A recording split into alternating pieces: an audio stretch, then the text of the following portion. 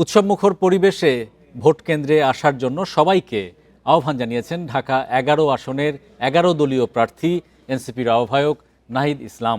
সকালে বাড্ডার AKM রহমতুল্লাহ বিশ্ববিদ্যালয় college কেন্দ্রে ভোটদান শেষে এমন আহ্বান জানান তিনি। এ সময় জনগণের রায় মেনে নেবেন বলেও জানান নাহিদ ইসলাম। পরিবেশেই নির্বিঘ্নে আমি ভোট প্রদান করলাম। আমি জনগণের প্রতি আহ্বান জানাচ্ছি, সকলের প্রতি আহ্বান জানাচ্ছি, আপনারা নির্বিঘ্নে নির্ভয়ে উৎসবমুখর পরিবেশে আপনারা ভোট কেন্দ্রে আসুন। রেইনবো অলরাউন্ডার এক্সটেরিয়র পেইন্ট বাড়ির বাহিরের দেয়ালের সুরক্ষা নিয়ে থাকুন নিশ্চিন্ত, সাথে পাচ্ছেন 10 বছরের ওয়ারেন্টি। আপনারা দলে দলে সবাই ভোট কেন্দ্রে আসুন। আজকে ভোটের দিন, আজকে এই দেশে নিজেদের মালিকানা বুঝে নেবার দিন।